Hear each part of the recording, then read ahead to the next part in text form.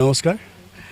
আমাৰ এইবেলি এই বিষ্ণুথান দেৱালয়ত অনুষ্ঠিত হোৱা বিষ্ণুপুৰ বাৰোৱাৰী শ্ৰী শ্ৰী দুৰ্গা পূজা।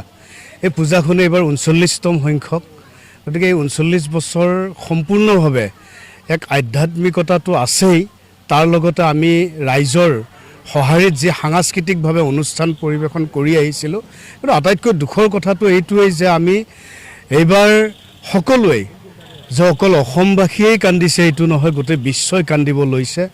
এজন প্ৰাণৰ শিল্পী জুবিন গাৰ্গৰ ইতিমধ্যে মহাপ্ৰয়াণ ঘটিছে আৰু তাৰ দুখত মৰ্মাহত হৈ আমিও এইবেলি এই বিষ্ণুথান দেৱালয়ত অনুষ্ঠিত হোৱা এই বিষ্ণুপুৰ বাৰোৱাৰী দুৰ্গা পূজাখনে বিভিন্ন ধৰণৰ কাৰ্যসূচী ইতিমধ্যে ওলাইছিলে আৰু আজি প্ৰায় এমাহ আগতেই আমি চিঠিও উলিয়াই দিছিলোঁ ৰাইজৰ মাজত আৰু তাত সাংস্কৃতিকভাৱেও আমি অনুষ্ঠান ৰাখিছিলোঁ।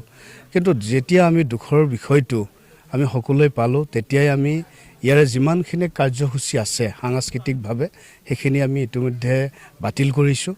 কিন্তু তথাপিও আমি দৰঙীয়া সংস্কৃতি হিচাপে আমাৰ ইয়াতে এটি বিশেষ আকৰ্ষণ, আমি খুলীয়া ভাৱৰীয়াৰ অনুষ্ঠানটো ৰাখিছিলোঁ।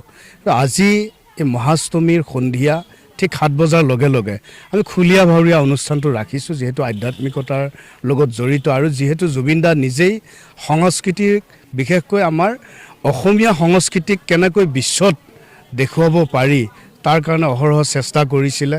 আৰু আমাৰ যিহেতু লোকসংস্কৃতিৰে এটা অংগ খুলীয়া ভাৱৰীয়া, গতিকে এই লোকসংস্কৃতিটোক আমি তেখেতৰ শ্ৰদ্ধাঞ্জলি হিচাপে, আমি শ্ৰদ্ধাজ্ঞ হিচাপে আমি খুলীয়া ভাৱৰীয়াটো ৰাখিছোঁ, ৰাইজৰ লগত আলোচনা কৰিছোঁ আৰু সকলোকে আহ্বান জনাইছোঁ। আৰু গোটেই যিহেতু আমাৰ জুবিনদাবিহীন এটা উকা এইবাৰ দুৰ্গা পূজা, এতিয়া মাৰ আশীষ বিচাৰিছোঁ যাতে জুবিন দাই ন্যায় পায়, আমি বিষ্ণুথান দেৱালয়ৰ ফালৰ পৰা জুবিন দাই ন্যায় পায় এয়াই বিচাৰিছোঁ।